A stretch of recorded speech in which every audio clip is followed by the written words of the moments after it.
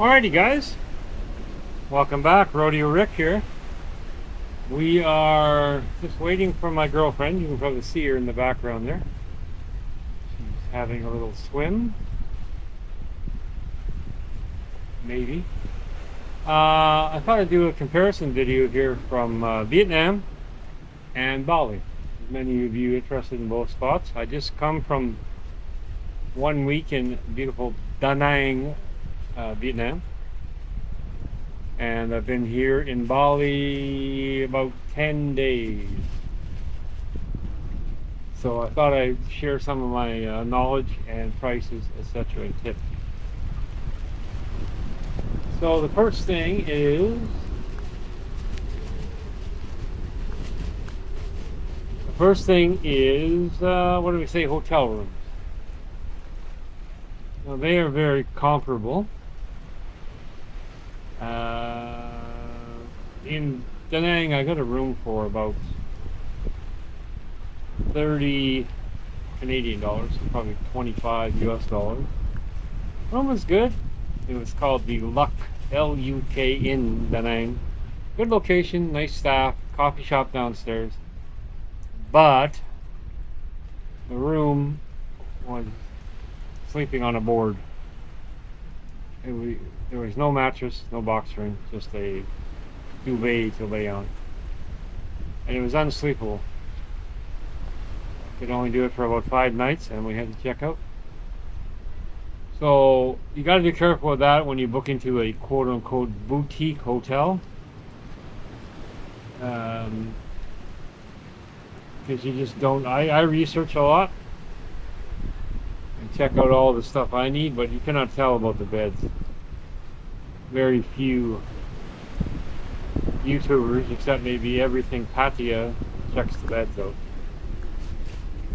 So be careful about the beds because you got to get a good night's sleep. But it's in a really good location. Lots of pubs, English, Western food, Vietnamese food, everything you want. The beach is a block and a half away.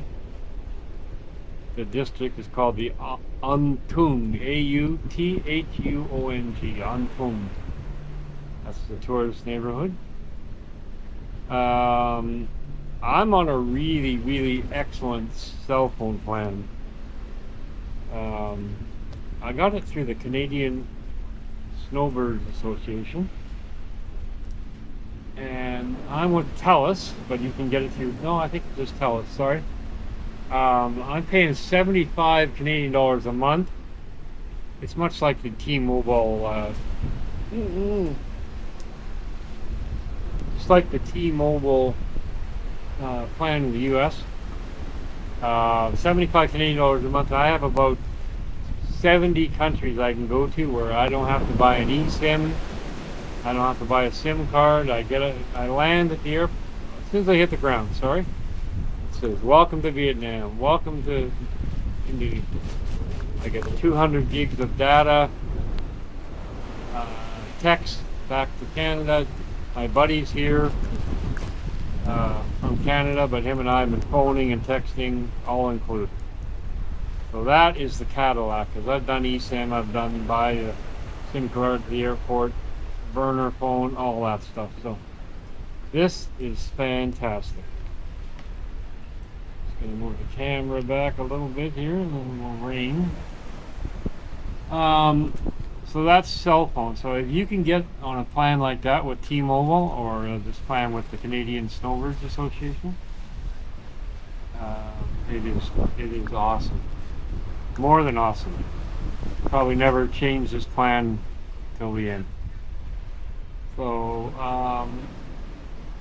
Da Nang Airport is pretty easy. It's a smaller airport. It's not like Saigon or Hanoi. You know, if you maybe a half an hour, maybe 45 minutes if you hit it bad. But another good thing about Da Nang is the airport's right in the middle of the city. Any hotel is about 5 to 7 minutes away, so that is excellent. Okay, and then we flew from Da Nang to Kuala Lumpur. So I've had 2 bad experiences now with Kuala Lumpur. One a year ago, and then this time I actually missed my flight with AirAsia to Bali, so I had to buck up all the way in about $1,000 for 2 new flights and hotel and taxi and da da da, and they didn't give a damn. So it's all because Kuala Lumpur is not organized. Signage, what you need to do, where you need to stand. Sorry, you're getting rain down here, so I would not recommend Kuala Lumpur. If you have to do a layover, do it in Singapore. That's where we're going on Thursday, so hopefully it's better. I said I've had 2 bad experiences in a row in Kuala Lumpur. Now, as far as Bali, we spent 10 days here so far. We got another 3 to go. First, we stayed in Seminyak, which is an area of Bali. Had a really great hotel called the Swiss Bethel. Bethel. Oh, getting rained on. Swiss Bethel Hotel. Great room, fantastic. It was an apartment size, great staff. Only problem was location. If you don't mind taking a motorbike taxi to your night out or your day out, it's very cheap. It's $1. But location was, there's not much around it. There's one little restaurant down the road, convenience store. Then we moved to more central called Kuta, Kuta, and it's a touristy, busy t-shirt selling area, busy hawkers and vendors, restaurants, bars, everywhere, hustlers everywhere. My girlfriend bought a nice pair of New Balance running shoes there. Guy wanted 600,000. She got them for 400,000 Indonesian rupiah, and it's about $30. They're copy, but they're really good quality. So we stayed in the Kuta beach area at the Green Garden Hotel. Decent hotel. Once again, about $40 a night. Nice pool, good location. Everything you need. Nice shower, Wi-Fi, TV was good, fridge, etc. Then we moved up to Ubud, which is about 35 kilometers north of central Bali. Ubud, U-D-B-U-D. And it's a real tourist hotspot, arts and yoga and painting and beautiful nature up there. Beautiful nature. So we went and met some friends that were staying up there. Shout out to Mr. Big Dog and Mrs. Big Dog. You know who you are. And I had just a wonderful time. Went to the elephant park, the sanctuary. They treat them very well. Elephant sanctuary, and then we went to the next day the Sacred Monkey Forest. Once again, touristy, but it was cool to see the monkeys in their own habitat.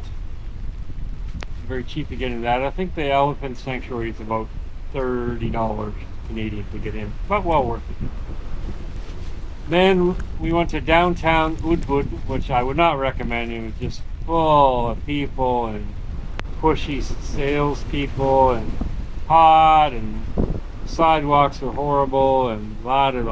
So unless you need to knock it off your bucket list, I would not recommend it. Beautiful nature outside Ubud with rice terraces and ox in the fields and a great picture opportunity. So we stayed 3 nights up there at a place called the Canella Suites. Canella, C-A-N-E-L-L-A Suites. Nice little place, no complaints. About $35 a night, really nice staff, right on the main road, so you can look it up on Agoda. So it was not bad. Then we took a taxi, which for about an hour and 20-minute taxi was only about $28 on Grab. You'll need that app on your phone. Anything here in Asia, Grab. Just download it. Hook your credit card up to it. and there's no cash involved. It's fantastic. Took a taxi down here yesterday on a rainy day. As you can see, it's raining again today. And now we're at a place called Sunshine Bali Hotel. And it's not bad. It's not much around it. It's probably a 20-minute walk here to the beach. I believe it's an Indian-owned, Indian-themed hotel because the restaurant is Indian and Indonesian food. A nice room. Everything you need. Really nice shower, good TV, good bed, fridge, Wi-Fi. What else we've got? And I think, and we had breakfast this morning. It was a really good breakfast. They have an omelet station. They had masala. They had potatoes. They had pancakes. They had toast, juice, coffee. Really nice staff. And I believe it was just under $50 Canadian a night. So that's not a bad deal. But location is not, the Hilton or the Holiday Inn Express. So you're going to pay for that more ideal location. So we're here. It's now the day after Canada tragically lost the gold medal game to another country, which shall remain nameless. And we're heading up to Penang, Malaysia on Thursday. I think that's the 26th, flying through Singapore. So I'll keep you posted on Penang, Malaysia. We've got a really nice condo booked there. Going to be 6 days there. I've been there a couple of years ago and really liked it.